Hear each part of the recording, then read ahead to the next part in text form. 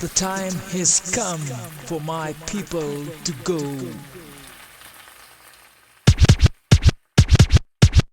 I'm not a queen, I'm a servant of the people. I'm not a king, I'm a servant of the people. It's what the people demand, and we gonna keep fighting till we get that land.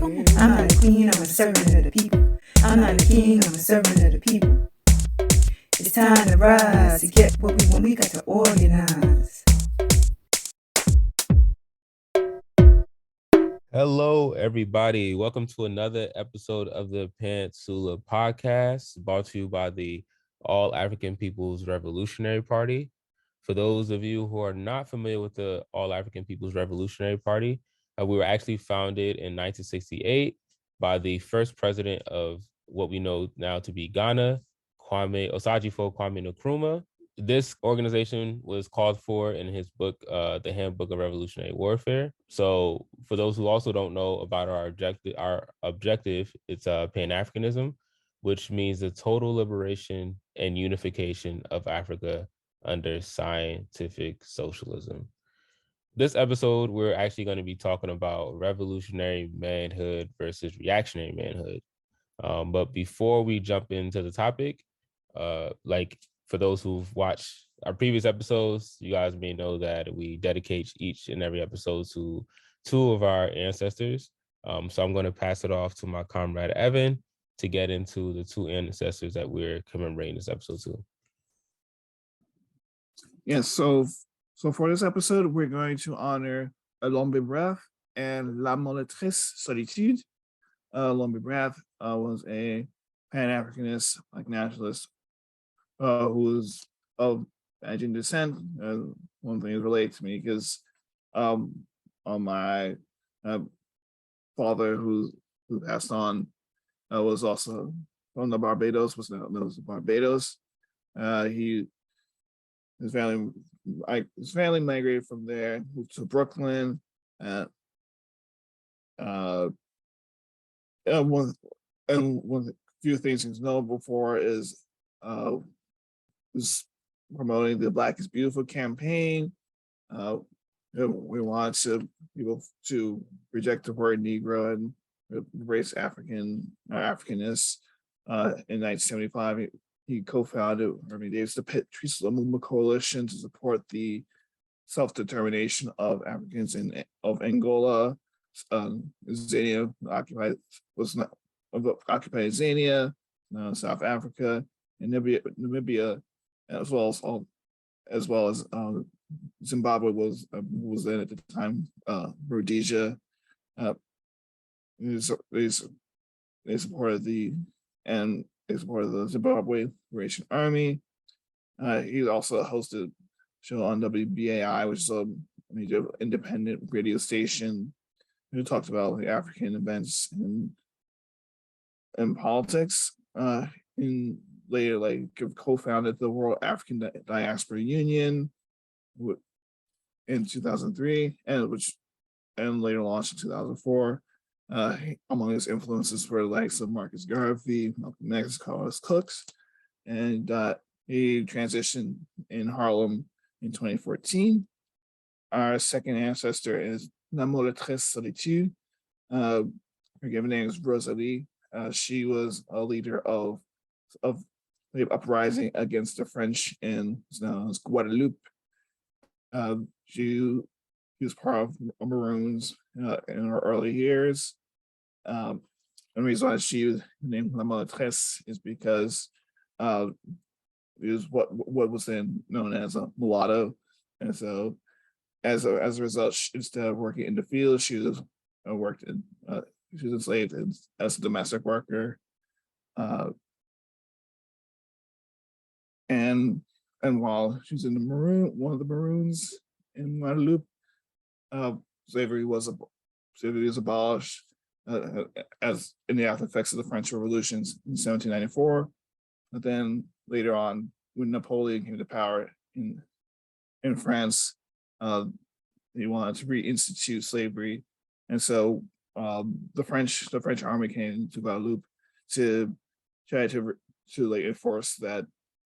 Because as with anything, slavery And one thing we talk about is like notion of race or nation, class, and gender. So they wanted to get it over because of how, excuse me, because of the profit that they gained from it. And when it was abolished, they lost it. So they thought, oh, we have to get it back. So they tried to reinforce it, and the Mulâtresse Solitude was able to lead, and at least push back the French forces against it. And one thing that's notable, if you've seen any statues of her, that she was 8 months pregnant. And again, even though we're going to talk about manhood, it's also interesting about understanding the role of motherhood and women and so forth. But in the end, she was later captured with some other leaders of the uprising, and she was hanged. But it just a day after she gave birth. And so those are the two ancestors we are honoring for this episode. And I'll pass it back to Kwame and Sadiq to get into our topic. Yeah, so once again, we're going to be discussing revolutionary manhood versus reactionary manhood. I think one of the first things I actually wanted to talk about first is just probably more so on the reactionary side, and how does currently in most societies, how is the role, quote unquote, of men looked at? Like, I think for me, I tend to see that growing up, one of the main things, is taking points from men, is to be, quote unquote, emotionless, because any sight of emotion is, quote unquote, feminine and not masculine. And telling us that, oh yeah, you just need to suck it up, and that has ramifications in our lives, in our relationships, how we interact with people, whatever. Is like, it's off a lot of the times from that premise. Is like, I can't let this person in, or show this side of me, because it's going to be weakness, and then you also have some said women who adopt these notions too, because we all socialize into this understanding of gender roles or patriarchy, right? Where we all believe these things, because the dominant society, the dominant ideology in a capitalist, bourgeois, liberal nation, imperial beast, is it's enforcing that. It's enforcing that in our minds to believe all these gender binaries and nuclear family. And not to say that, like, all aspects of nuclear family is negative, because there's positive and negatives to everything, but at least for African and colonized people, that's not historically how we've looked at family or views family. It's more so the extended role that we've used, extended family role, or viewpoint, I should say. But yeah, like, I actually wanted to kind of just open the floor up for maybe a broader discussion on, how our society, or various societies that are more capitalistic, look at the role of men, or just manhood in society.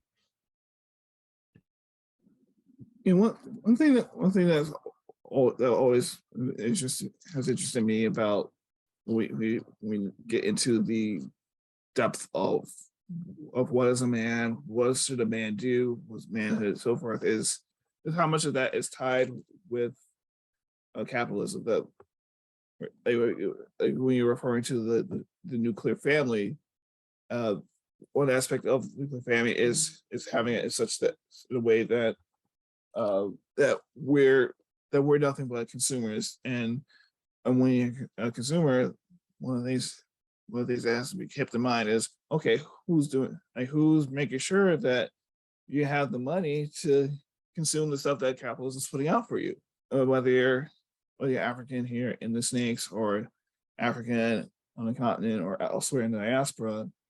One thing that is money is that there's this balance between, and since there's it's such dominance as a result of our colonization and enslavement and so forth that we tend to take we might take some of the values of colonized force and adopt those, or in any way if we try to push back against it, sometimes ways we do push back against it is a bit conservative in some way, but even so, if anyone has read the book Man Not by Professor Thomas J. Curry, I think he knows that at least for African within the United States, that this sort of idea of African men simply duplicating European men, their values, even if there is some, obviously in the patriarchal society, there is going to be some copying or reinforcement of that men are the ones who have to be the dominant forces within economically, socially, politically, religiously, so forth. That so African men, new African men here, tend to be the most progressive, the most left-leaning of sorts. So which is interesting, even considering all things pushed against us, like disparate punishments in schools, health disparities, and environmental racism, and let's not even get into the horrors of like child quote unquote protective services and that sort of thing. And we're going to talk about as a continent is also the idea of again this notion that we have to, there's the idea of, in order to be most manly, that we have to be this ruthless entrepreneur, or someone who has to take on for themselves. And in cases, again, it gets into the point of mental issues where if we understand that alienation and there's frustration over it, and then or if we have some sort of values of relation values that might differ from what's considered manly, then you're like, oh, you're just being effeminate, oh, it's trying to feminize you. And yeah, there are aspects of a colonized society that do try to take away the dominance of man, whether contemporarily or in the past, but at the same time, some efforts to sort of push back against it can be reactionary. And yeah, and also I know like, what are some examples of ways where there is a response to assert manhood, but the same way, or masculinity, but the same way, sorry, not the same way, but in the same time, they assert something that's that still doesn't really challenge these like just gender binary, gender norms, and so forth. Yeah, I would say that I think some people tend to go on the spectrums, and I know we will probably get into this of either just being in a complete incel and being like a Kevin Samuels, or or being like, oh, all men are bad and everything they do is bad, everything is negative. And if we understand that there's, once again, positive and negatives to everything, understanding of dialectics, we should understand that our understanding should always come through from that scope, and understanding that, okay, there's contradictions within the said society, that conforms or wants us to conform to certain roles that is not beneficial to colonized people. Like colonized, men don't, have colonized people as a general don't have the disposable income to, for one or the other to be, the breadwinner, quote unquote. But under a patriarchal society, it's mostly tended to look at as men to be the quote unquote breadwinner, and he has to bring, and then all these conversations about $200 dates, and it's funny because the CNBC just released this thing about how, like, with the current state of the recession, and how it's probably going to get worse. Millennials are like 22% of millennials are going into debt, just trying to be able to afford dates and stuff like that, because once again, the dominant ideology in society is the bourgeois ideology. Like, a lot of it, not all of us, but most of us are aspiring to achieve a certain level of wealth or status that is pretty much unachievable for the masses of us. Everyone, and not to even add to the layer that most of us aren't going to attain that, is also the fact that that wealth is attained through exploitation of resources, labor, right? So I think we need to have a balanced understanding of how patriarchy affects colonized people. In this case, we focus on African people because we sense Africa in all of our analysis, and Africans in all of our analysis. So and understand the dynamics of how imperialism, neo-colonialism, race, class, gender all intertwine in various ways, and embed that in our analysis, and not act as these things as like distinct things or isolated incidents, right?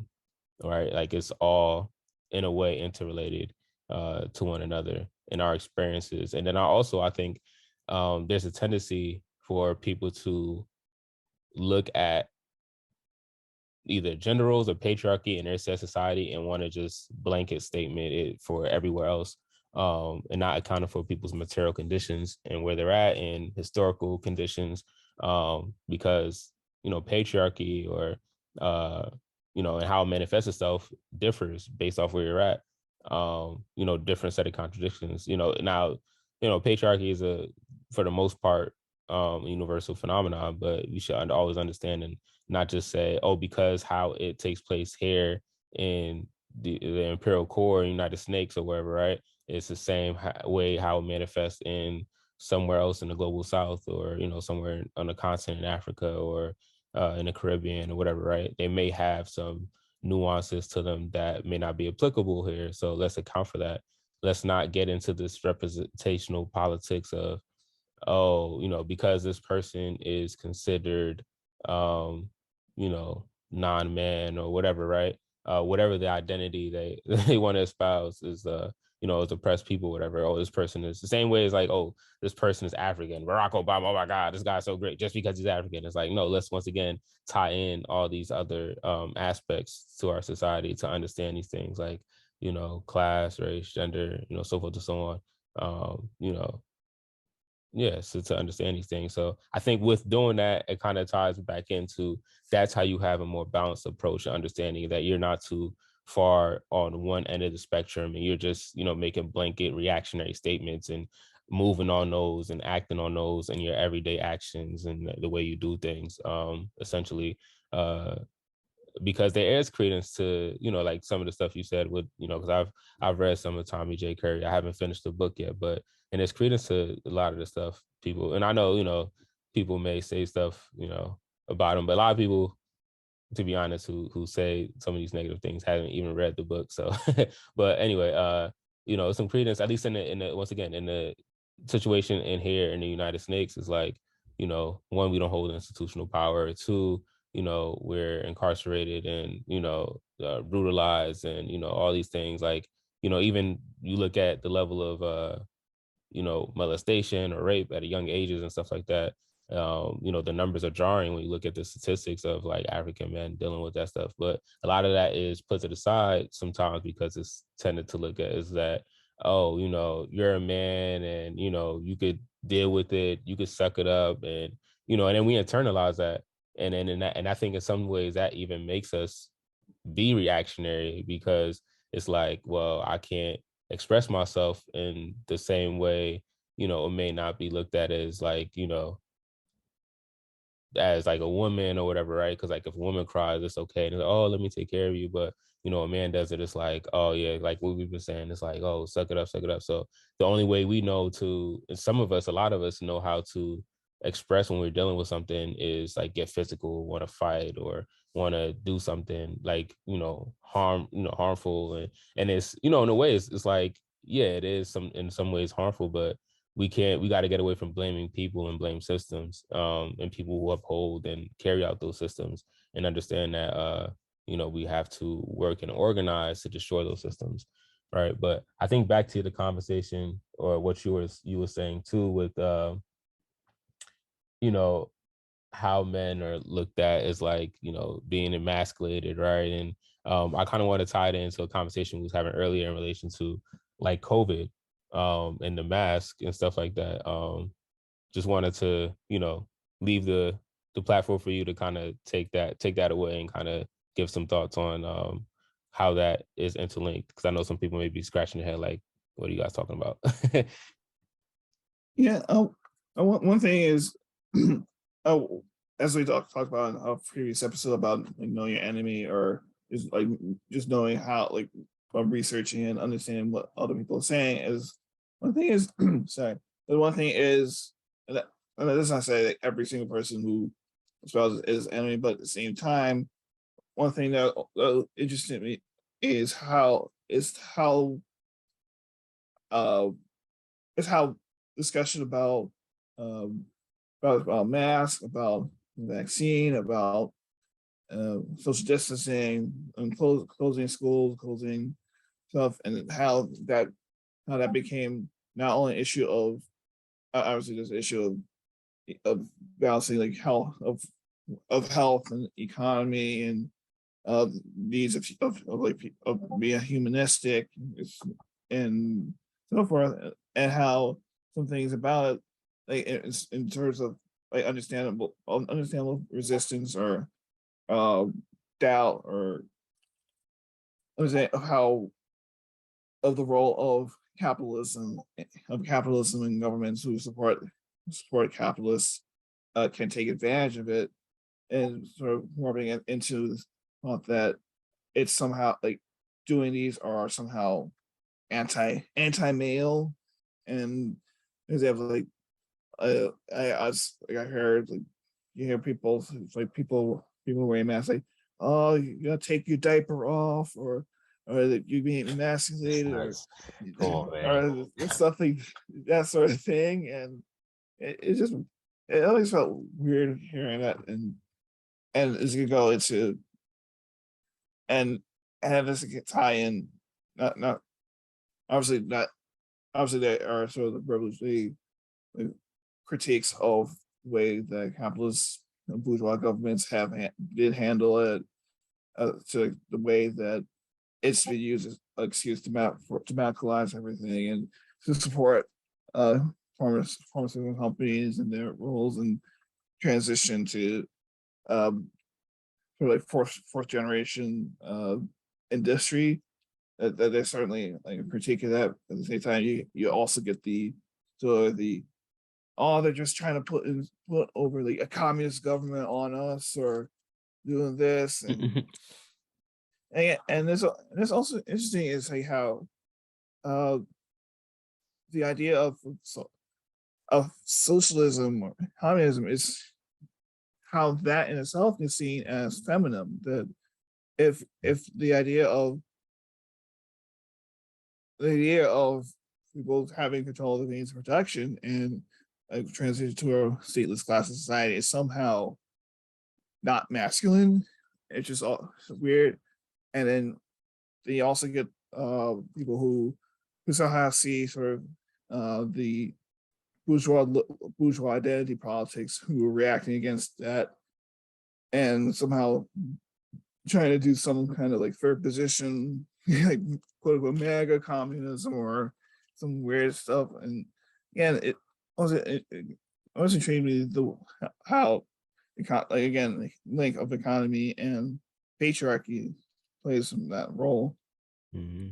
And again, you also tell us like mental health, that yeah, there is if you look at the history, some of the anti-psychiatrists work, whether during the 60s and 70s or even today, that understanding how some of that it has been historically used to sort of pathologize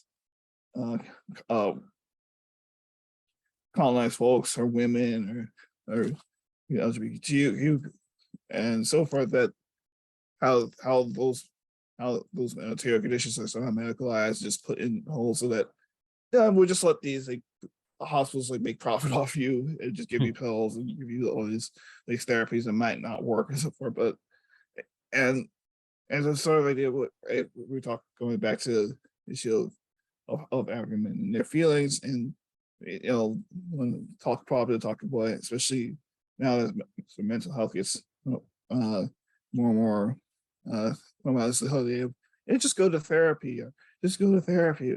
And for one, especially in places where medical care is privatized here in the United States, or elsewhere where the infrastructure is not there as a result of these structural adjustment programs, or elsewhere where they just don't have the same. They've been privatized. These more conservative governments that sort of take on the Washington consensus model of the privatization, financialization, and letting the free market decide everything. Is that what do you do if you try to go to therapy, that you have to pay so much out of pocket, and now you have to worry about all this bureaucracy that's called that's another thing that's funny is talk about communism or socialism being bureaucratic. If you ever had try to get your own insurance, think about the amount of paperwork you have to go through, or and especially if you're poor and you try to get something where you get something for free or low cost. There's paperwork there to make sure. Oh, we just want to make sure that you're actually as poor as you say you are. So, yeah, and that's stressful. No, it's just ridiculous. It's just ridiculous, Yeah. Another thing too, I think we tend to find is the level of gender essentialism or bioessentialism that takes place in dealing with gender binaries, and people are like, oh yeah, if you have this sexual organ, this automatically means that you're a man, and if you have this organ, sexual organ, that means equals woman. And I think historically, in various places in the global South, in various societies in Africa, pre-colonial Africa, that wasn't the case. And I think some people like to generalize and say, oh yeah, all of Africa was, patriarchal, right? They don't say that verbatim, but and or most of them were adhering to gender binaries the whole time, or at in least, every part of Africa. or at least the binaries that they have now. Yeah, exactly. It gets relate to the material conditions. When there's plenty, when there is we don't have this accumulation, and roles are pretty egalitarian. And of course, if there is a privatization, even if it's not the privatization, you see capitalism or even fuels in there is some or division there, then that's where you see that kind of difference. And even the places where there's where they talk about either matrilocal, matrilineal, that it doesn't necessarily mean that the women or we consider women in charge, but at the same time, it does consider that there's some kind of balance there. Or even if they don't have, even if there's not the same sort of Western sort of queer or LGBTQ status, anything if there isn't that, there are aspects that do acknowledge, like some. Obviously, this depends on the nation. Like, it's not to say that every African nation had this, but just in certain cases, there is like a knowledge of things that have either no gender or or like both genders at the same time, or some third gender and so forth. Mhm. And even like medically, like I said, like while there might be some separation, is also deal different people or like, it's they're intersex people, and even go back to sort of men and feminization that like if you especially here, you all concerned about either homosexuality or trans people, that there's always it seems like a lot more concern about a man, either men being women's spaces if they're trans women, or the feminization of men if they're homosexual or gay. But it seems like there's like that lack of recognition of trans men. Like how do you define manhood in that way, or those who don't identify either gender or genders and so forth. So Yeah, you often hear because um being queer is equated to being effeminate, quote unquote, right? That's used as slander against cis hetero men. Is like, oh, you're acting quote unquote gay, and and then that's like, oh, that's the worst thing you could be, is be gay. Like and then, like, how about being the worst thing you could be is being an imperialist or a capitalist? People who exploit, kill, like drop bombs on people, who starve people, starve nations, masses of people. Like you're gonna say that like that's some like ultimate disrespect, when that has, in my opinion, that holds no weight, like what you said, and it's super homophobic, transphobic to be saying those type of things, in my opinion as well. So I think everything should stem from principles you stand, but I think that is something that should encompass, what you look at as revolutionary manhood, is someone who upholds, you know, principles that are progressive, that are pushing our people forward, as a people, and just stick by them too, and stick by those principles, and stick to those principles, as well. Uh, and I think, in some ways that you could ascribe that to revolutionary womanhood too, in a way. So that's how I look at it, versus this whole notion of like, oh, pretty much let me not exude anything that's feminine, so that makes me a man. So anything that's the opposition of that is automatically, oh, that means you're a man. It's like, that is such a reductive reactionary stance to take, in my opinion, when it comes to that. I think we could probably get into kind of like, I guess, how Nkrumahism, Toureism addresses all of this, like what, like, our understanding through our ideology, like, how is it incorporated in all of this?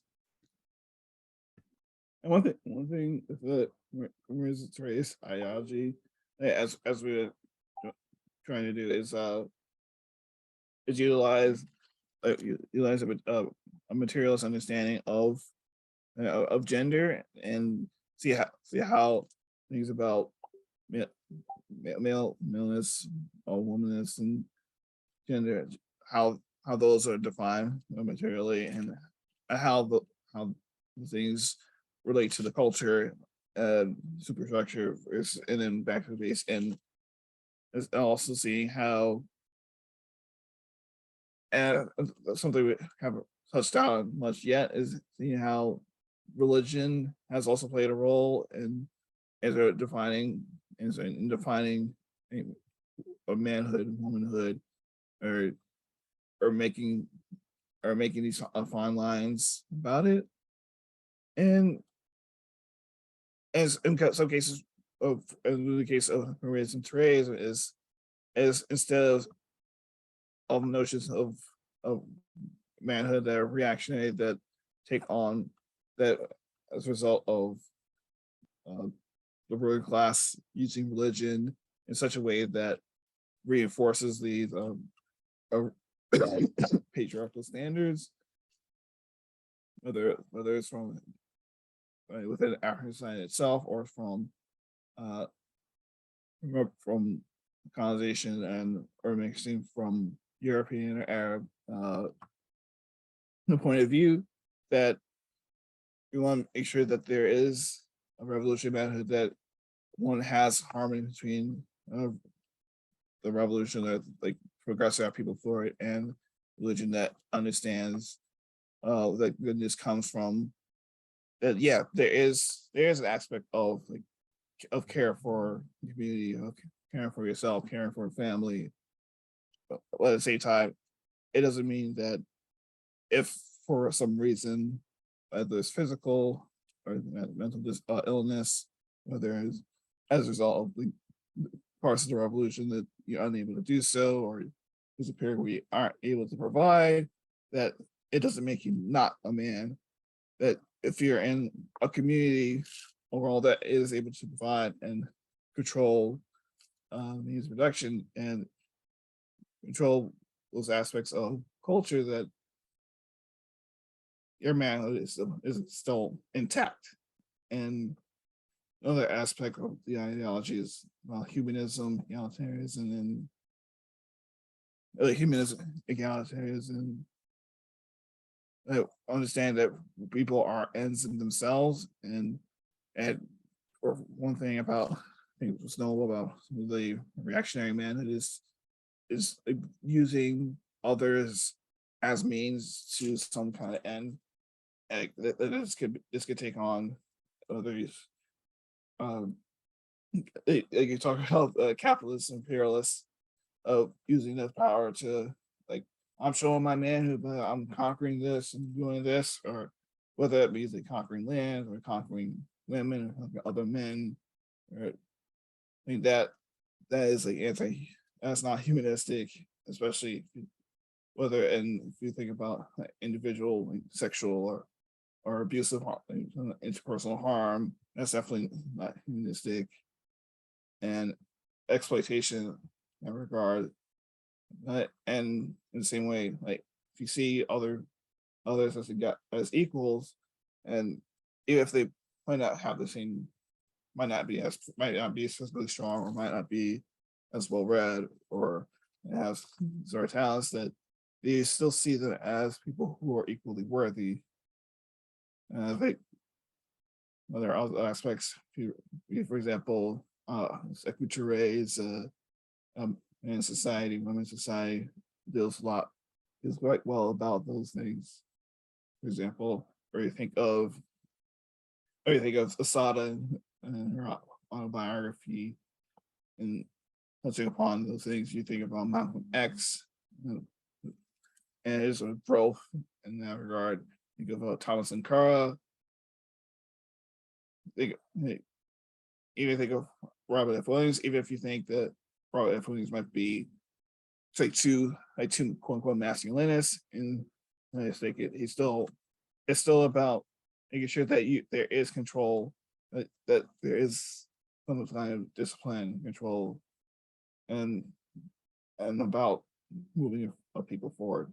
Then and even aspects of some of our ancestors, some today, that they might still have had gender values that were too binary, or they might have issues that, or they might have thought ways that were reinforced, sort of the male's provider, so forth, or they didn't have any sort of notions or lack of, or about those who don't fall neatly in the gender binary, that there's still aspects of it that you can take forward, but at the same time, using what we know to sort of advance that struggle, and and that inclusive of men, cis men, and trans men, and so forth.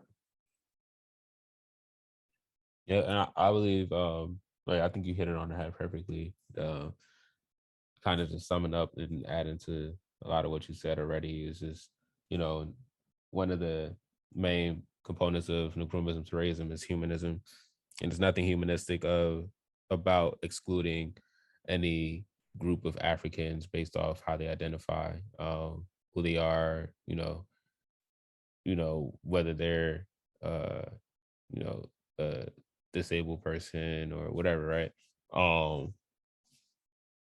And yeah, so with that being said, it's like, this is a very inclusive ideology. It's progressive ideology. Like, we're talking about pushing this forward, and we're not like, well, only people who identify as man can only, struggle and be on a battlefield. And you look at historically Kwame Ture, Kwame Ture, Sekou Toure, well, more so Sekou Toure and Kwame Nkrumah, when they were leading the revolution, they also had, like, women's sex of the party. They made sure women would lead in the struggles in various ways. But more so, I think Sekou Toure really put an emphasis, especially in his writings, on women as well, and dealing with patriarchy as well. And once again, he wasn't super to the extreme on the end. I think he kind of really, in his writing, like Women in Society, really took. And I think he has another one, a writing. It's not like I don't know if it's in a book form, but I think what is it, Women in the African Revolution or something like that. Something of that nature. Sorry for drawing a blank on that, but yeah, he talks about extensively, and then kind of what you were saying too, the role of religion and how it's been weaponized by reactionaries to, regurgitate a lot of the norms of patriarchy, that women are allowed to do this, or women, are just supposed to be, here to create, procreate, right, and just here to cook and serve my needs as a man, quote unquote. And he specifically gets into the Quran and breaks and debunks a lot of myths in this book, Women in Society. So yeah, I would say I think a lot of the writings and ideologies, the ideology of Nkrumah's materialism encompasses, humanism, egalitarianism, which would then mean that we would include African women, and not disparage anyone for, who they are, their identity, or how they identify. Now, when I say how they identify, I mean, like, based off their, like, sexual orientation or whatever, right? Like, I don't mean that, you could identify as an imperialist, and some people take these stuff out of hand. So I just had to clarify that, like, oh yeah, I'm an imperialist and I'm the Nkrumah's Therese. It's like, no, that's the antithesis of the Nkrumah's Therese, because the principles that they emanate are not the same at all. One stands for genocide, exploitation, rape, and robbery. Other one stands for progressiveness and socialism, egalitarianism, and so forth. So yeah, just had to set the record straight for anyone comes in the comments or like, oh look, this guy says anyone he identifies anything. He's like, oh, I'm not speaking about your political identity. You know what I mean? Like, not saying that we won't accept Africans who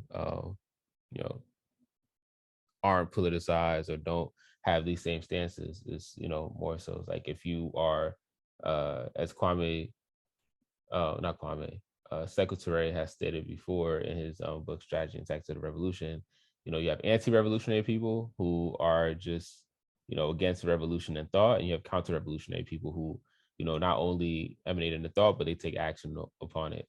And, he said that you could work with people who are anti-revolutionary, because that's what it's all about. Most people in society are anti-revolutionary. So we struggle with them on topics like, manhood or, patriarchy and things of that nature. But counter-revolutionary, if you're, actively working for the, for NATO or CIA, and, you taking hard stances against socialism and socialist revolution, then yeah, you're an adversary. So for sure.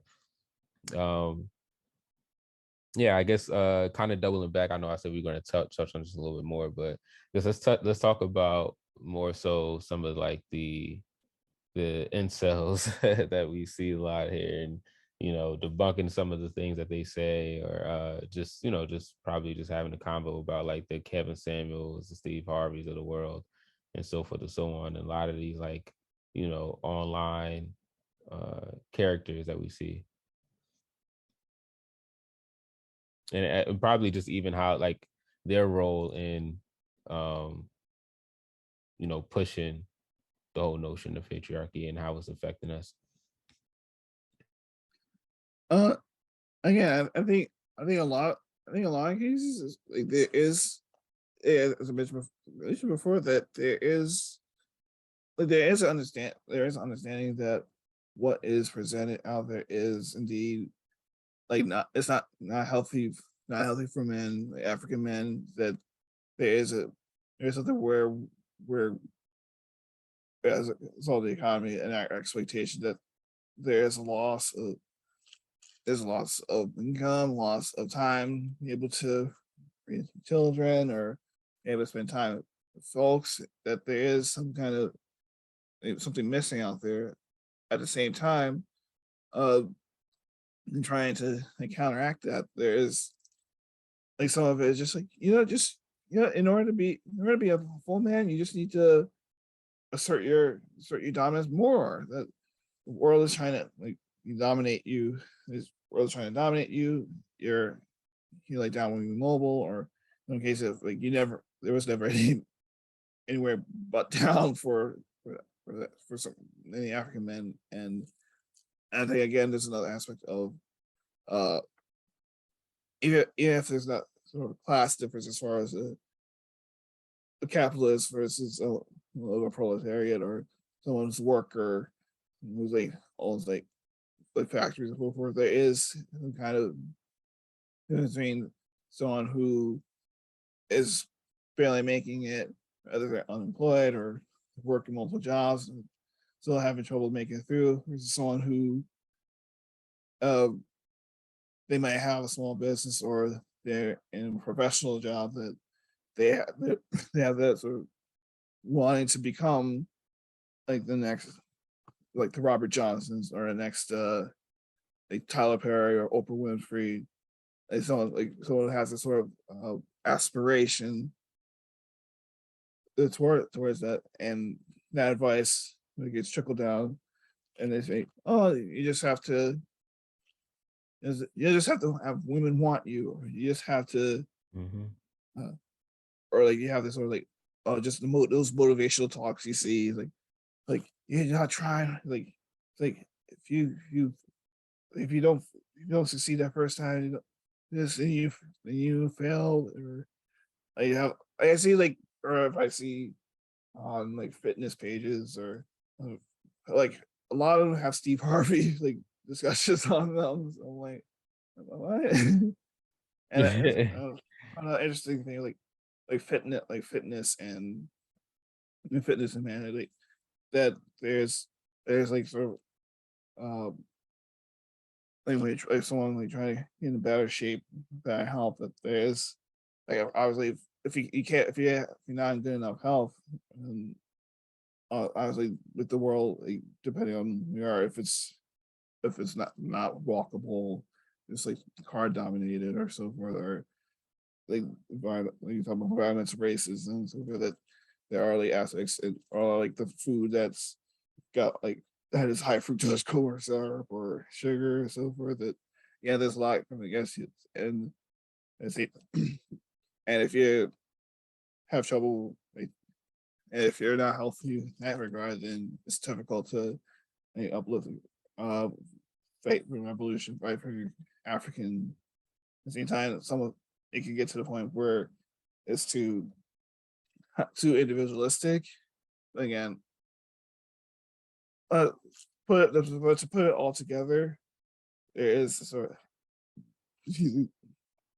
there is that idea of you have to do everything to strive to be to be if not the part of the bourgeoisie, part of the ruling class, to get as close as possible, and if you start in a way that any person can do it, even though it goes against the logic of capitalism, it goes against the logic of patriarchy that there'll only be a certain number of people who dominate, and that there's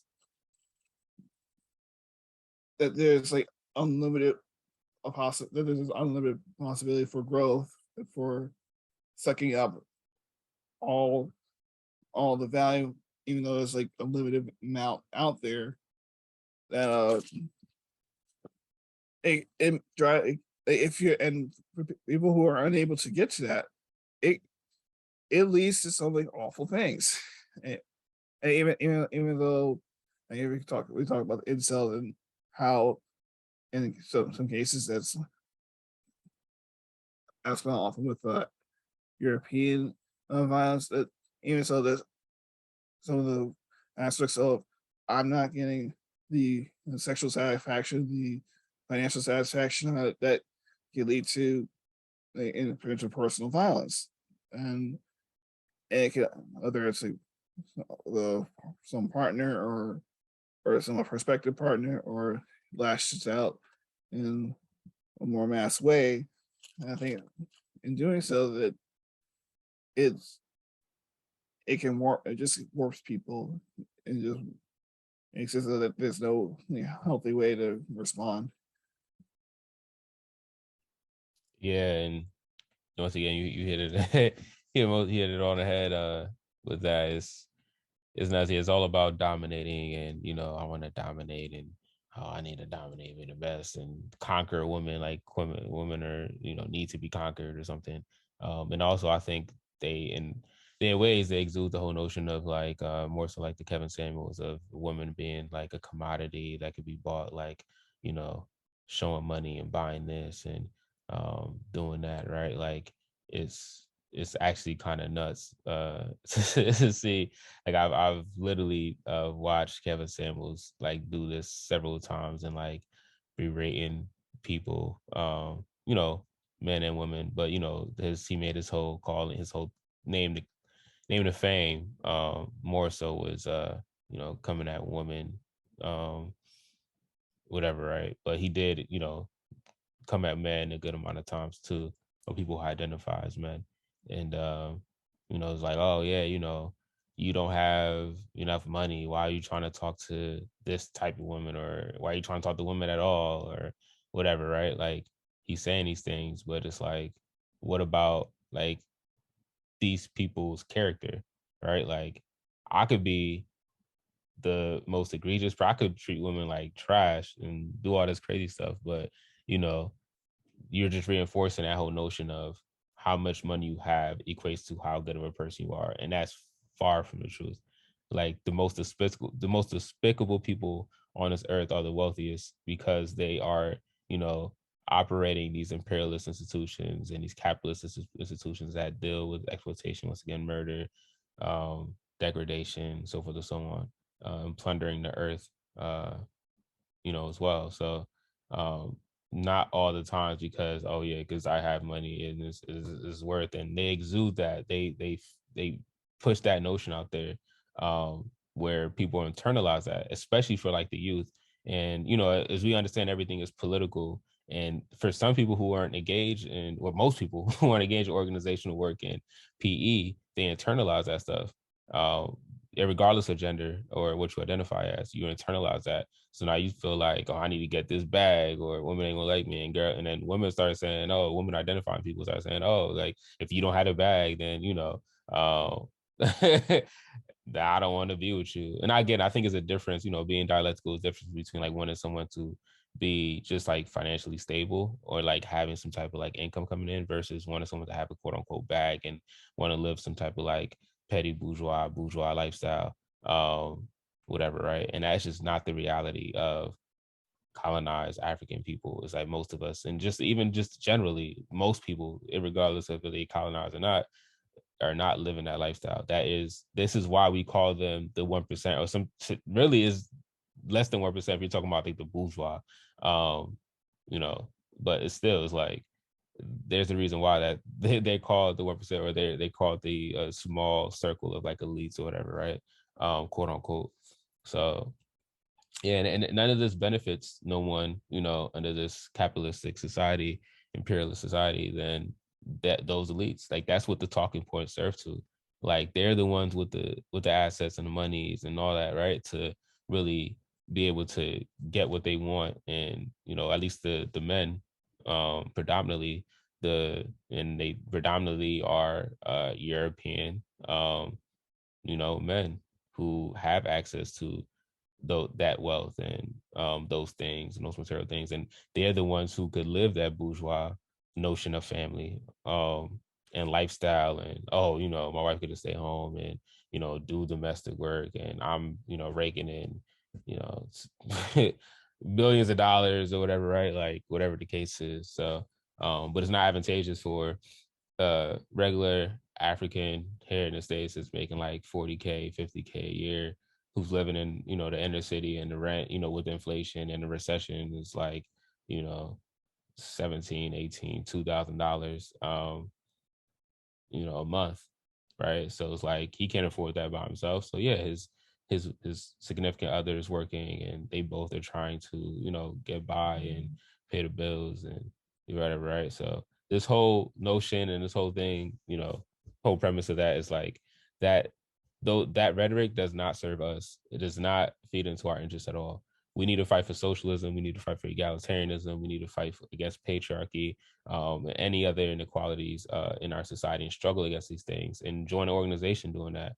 Because all these things that we're trying to get an understanding on, and also get into, when you're in an organization, you should have some type of PE process, because you're not going to get the proper PE from a Diddy or Kanye or Kevin Samuels or whatever, right?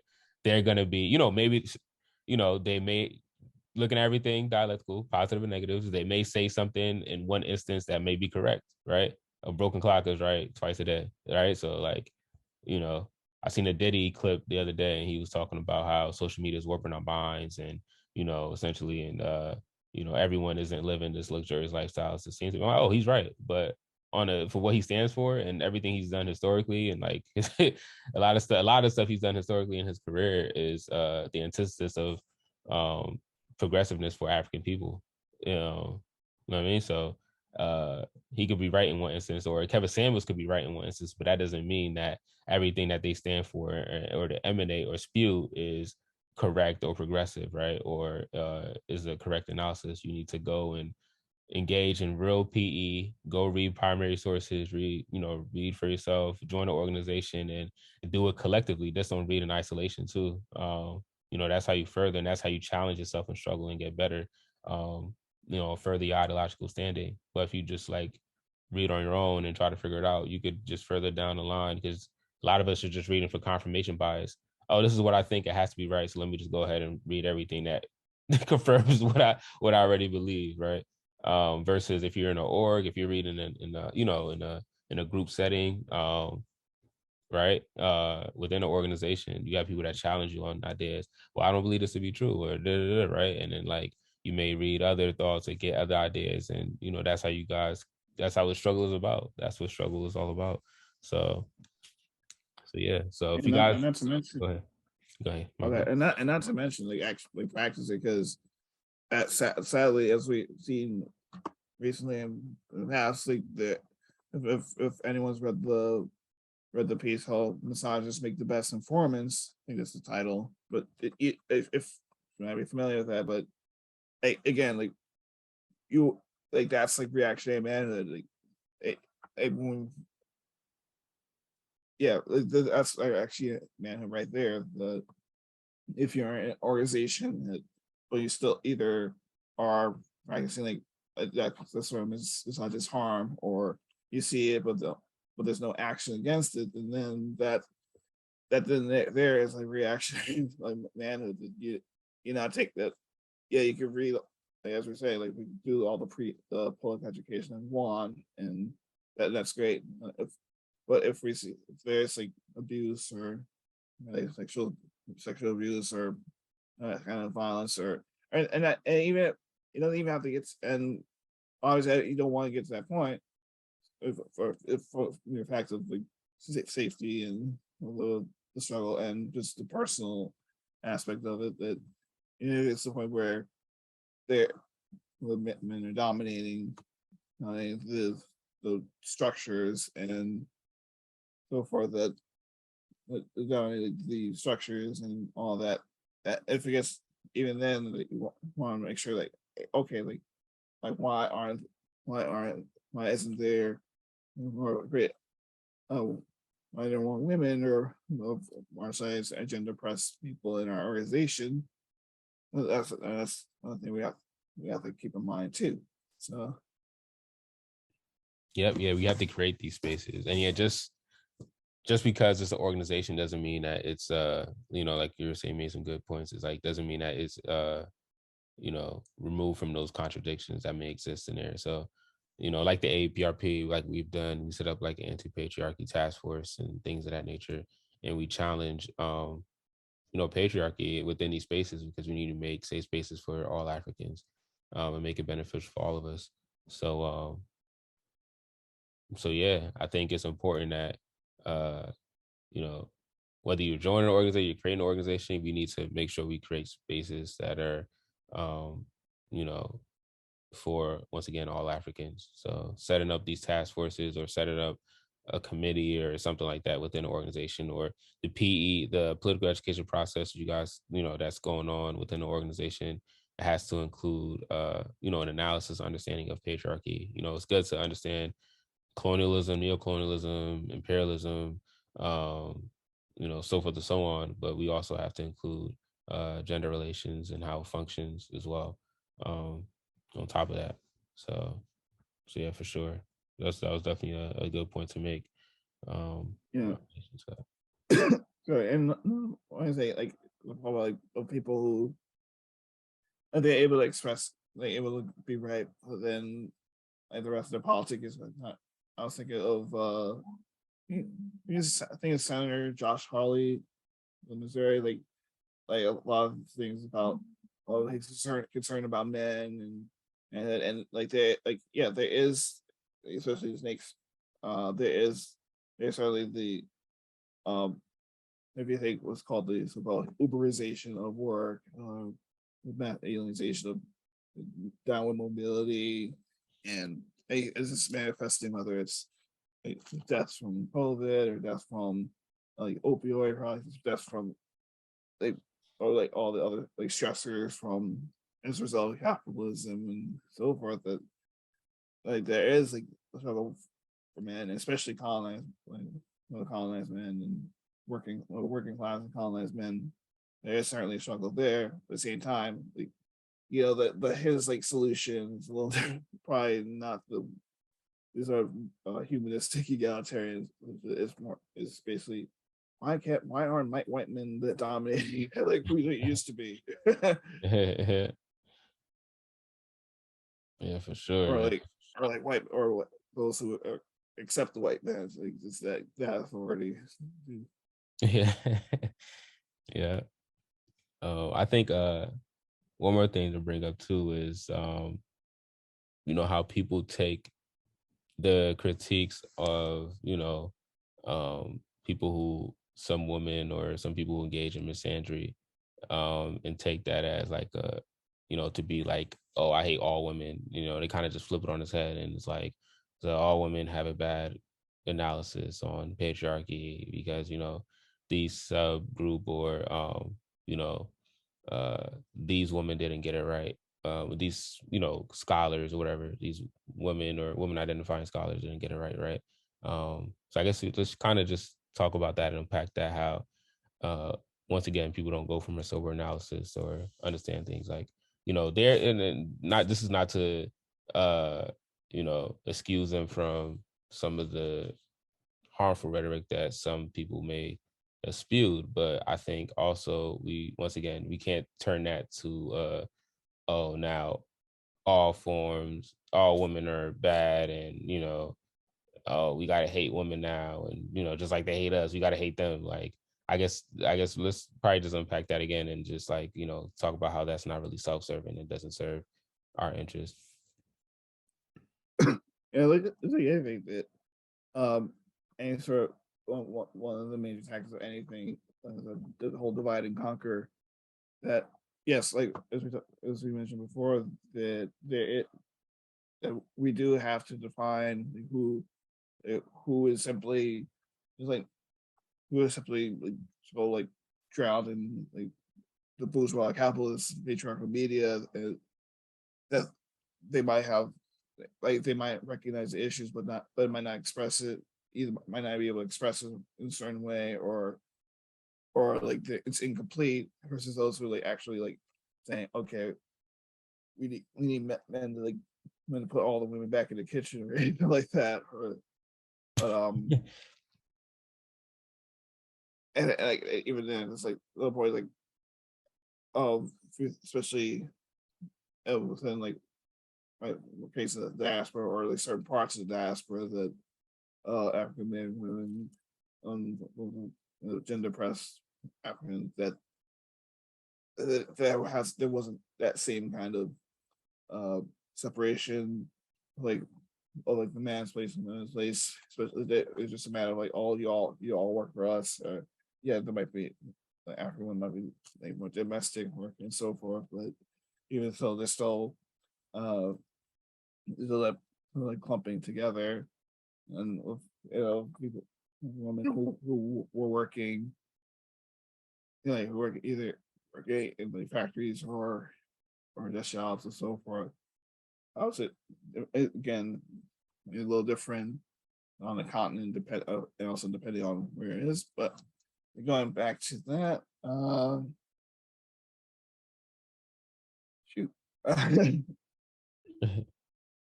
Yeah. Where are we? Are you looking for something? I was trying to get back to your point. Got you. Okay. Oh, my bad. Yeah, no, I got distracted. Okay, yeah. No, I was saying, like, just understanding the critiques of feminists, like, the critiques, how people take the critiques of feminist theory or certain women within that circle. Yeah. Hey, yeah.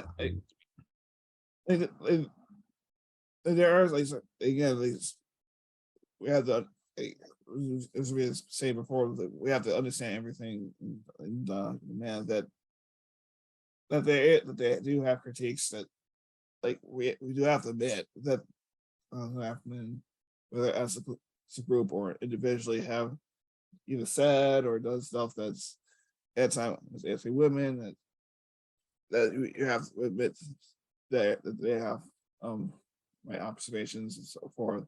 At the same time, it's okay, but it's okay to critique and see that and incorporate what is correct from what they say, and take out what is faulty. Like if you think of, I think it's a popular one. It's like Emma Shawwal, this is a black macho, the Superwoman, that she developed, like she wrote about it, and then later on they just said, you know what, like what I said wasn't all that. It didn't have as much basis in reality. It's just like some observation, and then I just like expanded on it and sort of made that into a sociological critique that wasn't really there. Again, as like any sort of like divide and conquer, you want to say, okay, what was written there is true, or if you think of, say, recently departed Bell Hooks and some of her critiques, some of them have merit, some of them might not have as much. Let's just say, but excuse me. But again, it doesn't mean that if people like so much about all this work, that therefore we have to deal with women. It's like, again, we're fighting a battle. Like the ruling class is hurting us Africans, and they're not. And if we have men and women and African LGBTQ folks, or all like separate, like, oh, we can't trust them because of this, and that's all. Not only like it reasserts their the domination and exploitation of us. So, again, like there is like we obviously have room to critique, room to see where we went right, where we went wrong. But if we get to the point where we divide ourselves by gender, by sex, by orientation, by where we were left, where the boat came from, or where the European they randomly cut the waters, so forth.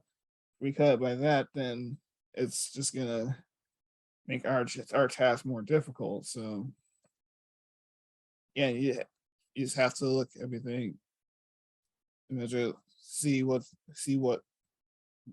true, what's not, and then synthesize in a way that makes it well, and makes it the best way to fight. That's all I can say. Yeah, it's just understanding, like you stated, understanding the mistakes that was made, understanding the, and going from there, and not just hampering and, just talking about, oh yeah, all day, like, this is what this person did. Okay, cool. This is what they did wrong. What is the correct analysis? How can we fill the void or gap that this person missed? Or is, if there's, let's say the negatives outweigh the positives. Okay, cool. Like, how do we tool that and use it? Let's not get hung up on how, the other quote unquote gender or whatever, right? Like gender war, quote unquote. Let's not get like fixated on that.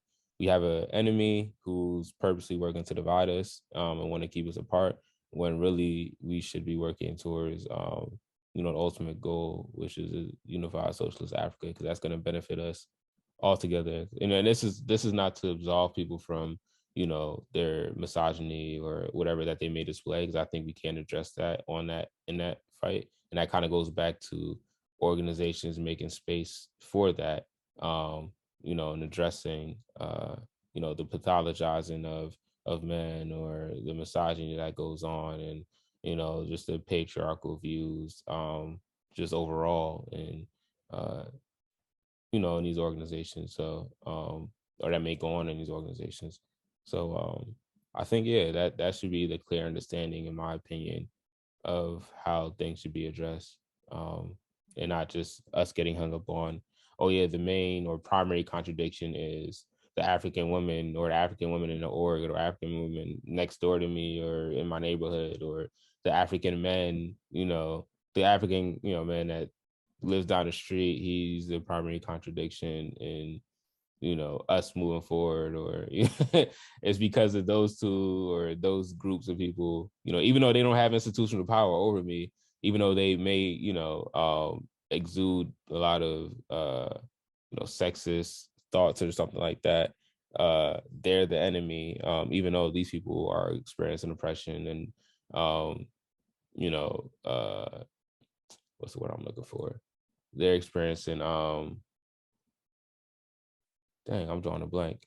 But yeah, they're being oppressed. Just it just may manifest itself in different ways.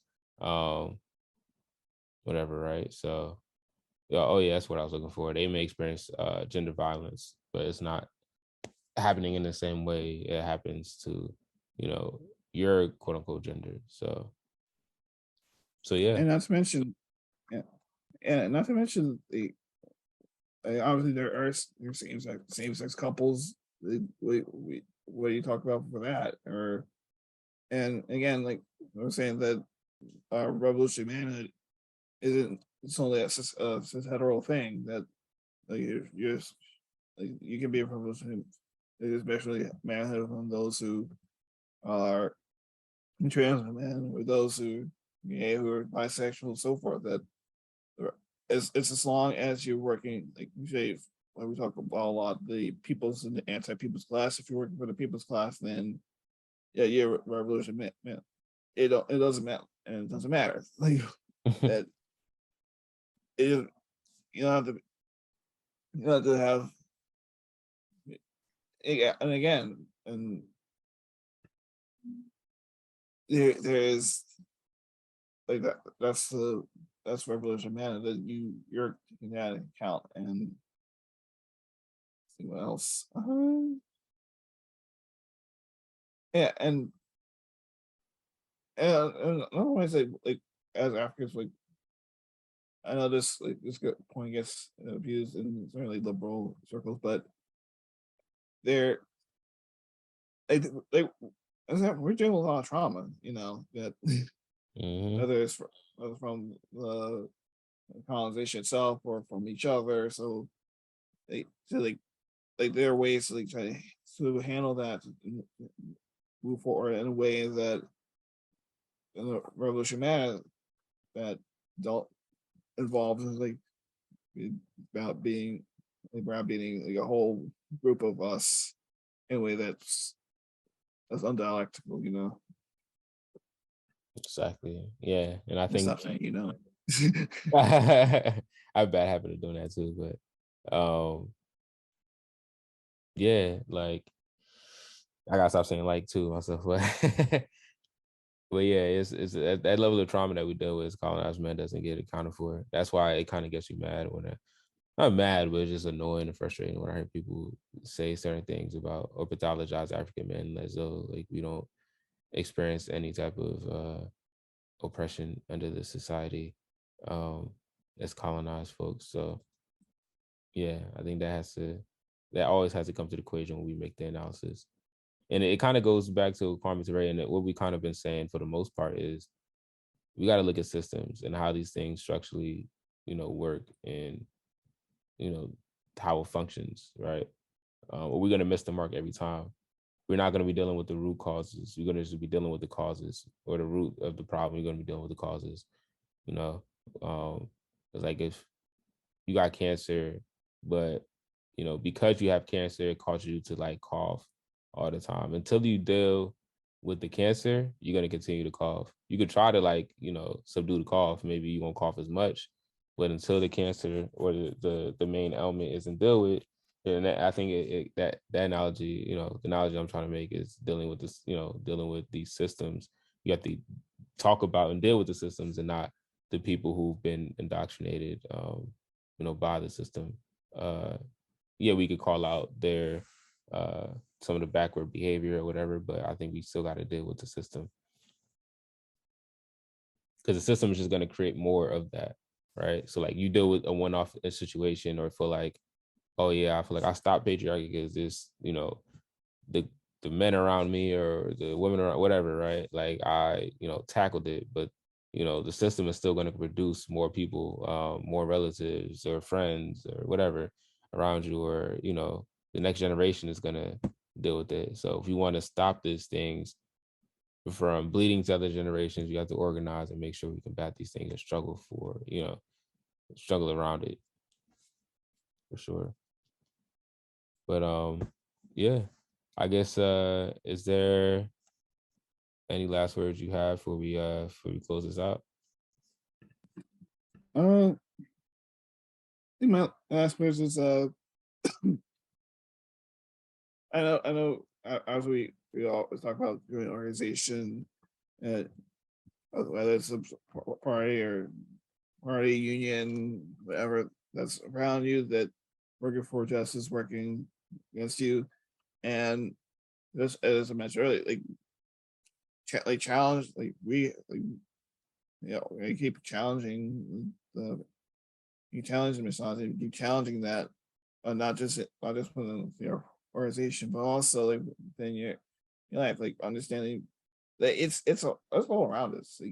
The amount of the messages to either you look a certain way, or to look a certain way, or how to see women, how to see other men around us, to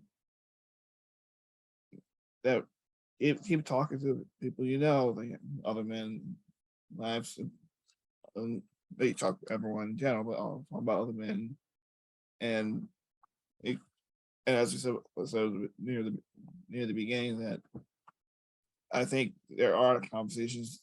I think there are African men who are having those conversations, and just keep having those conversations, keep advancing that, although make sure that it is translated into a revolutionary movement, that we do have that revolutionary manhood, that that's not confined to just to African men who are straight, who look like who have the business, or it also for men who might be struggling, who might be disabled, who are working through jobs, or they got their own place at 18, or they're still living with their folks at like 40. That we're all in this together. So just keep those conversations going, and make sure that translate to action. And don't just go like, oh, the Democrats don't care, and like the Republicans don't give a crap about you either. So like fight for like revolutionary African point of view. They'll see what African women aren't your enemy. African LGBT people aren't your enemy. Your elders aren't your enemy. The young Africans aren't your enemy. Only enemies are those who are actively fighting against African self-determination, whether they're African or not. So just keep that perspective. Yeah, for sure. And we thank y'all for tuning in to another episode of the Pantsula Podcast. But before we close out, we would like to implore you guys to, one, shop at our Forward Ever shop. If you want to support the work we do, we do take donations, but I think another way is to, not only will you be supporting the party, you also be having the flies gear out there, in my opinion. So at least get right and, support the revolution, the African Revolution. And another way you can support the African Revolution is by helping out our comrades in Burkina Faso. We have a political education center out in Burkina Faso that we need to maintain. So you can support us via Patreon as well with that. And then we also ask you guys to check out our other podcasts that we have. You can also check us out on Spotify and the Forward Ever podcast. You could also check out the Revolutionary African Women podcast, our A-APRP Southwest chapter as well, and then also our Ancestors' Voices with our comrades Ajamu and his daughter Shakura. All right, but so with that being said, as every episode, join an organization, fight for justice. Thank you guys for listening, and Forward Ever. Forward.